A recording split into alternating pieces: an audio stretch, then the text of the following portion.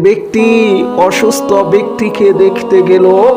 আন জাবের ইবনে আব্দুল্লাহ রাদিয়াল্লাহু তাআলা আনহু قال জাবের ইবনে আব্দুল্লাহ রাদিয়াল্লাহু তাআলা আনহু থেকে বর্ণিত, তিনি বলেন, সামিআতু রাসূলুল্লাহি সাল্লাল্লাহু আলাইহি ওয়াসাল্লাম, আমি রাসূল সাল্লাল্লাহু আলাইহি ওয়াসাল্লামকে বলতে শুনিয়াছি, মান আদা মারিদান, যে ব্যক্তি অসুস্থ ব্যক্তিকে দেখতে গেল, খাসফির রহমাত, সে ব্যক্তি আল্লাহ তাআলার রহমতের মধ্যে ডুব মারলো, হাত্তা ইজা ওয়াকা ইস্তাকাররা ফিহা, এমনকি সে যদি সেখানে গিয়া বসিয়া যায় তখন সে যেন আল্লাহ তাআলার রহমতের মধ্যে সে অবস্থান করতে থাকে। সুবহানাল্লাহ।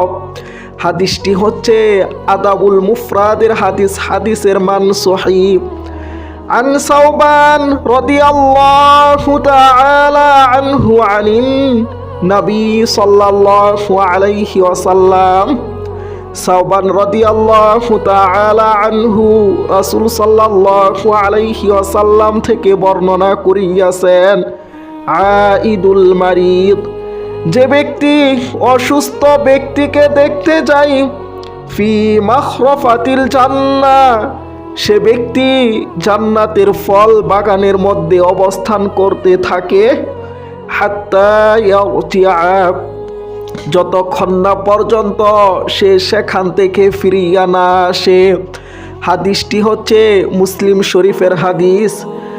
আন আলী রাদিয়াল্লাহু তাআলা আনহু قال, আলী রাদিয়াল্লাহু তাআলা আনহু থেকে বর্ণিত, তিনি বলেন, সামিআতু রাসূলুল্লাহি সাল্লাল্লাহু আলাইহি ওয়াসাল্লাম ইয়াকুল, আমি রাসূল সাল্লাল্লাহু আলাইহি ওয়াসাল্লামকে বলতে শুনিয়াছি, তিনি বলিয়াছেন, মা মিন মুসলিমিন ইয়াউদু মুসলিমান গুদওয়া, যে ব্যক্তি একজন অসুস্থ মুসলিমকে সকাল বেলায় যদি দেখতে যায়, ইল্লা সাল্লা আলাইহি সাবউনা আলফা মালাক, তখন ওই ব্যক্তির জন্য ৭০,০০০ রহমতের ফেরেশতা আল্লাহ তাআলার নিকট দোয়া করতে থাকে, হাত্তা ইউমসি, সন্ধ্যা হওয়ার আগ পর্যন্ত। ওয়া ইন আদাহু আশিয়াতান, আর যে ব্যক্তি সন্ধ্যাবেলায় কোনো অসুস্থ মুসলিমকে দেখতে যায়, ইল্লা সাল্লা আলাইহি সাবউনা আলফা মালাক, তখন ওই ব্যক্তির জন্য ৭০,০০০ রহমতের ফেরেশতা আল্লাহ তাআলা নিকট দোয়া করতে থাকে, হাত্তা ইউসবিহা, সকাল হওয়ার আগ পর্যন্ত। সুবহানাল্লাহ। হাদিসটি হচ্ছে তিরমিজি শরীফের হাদিস, হাদিসের মান হাসান।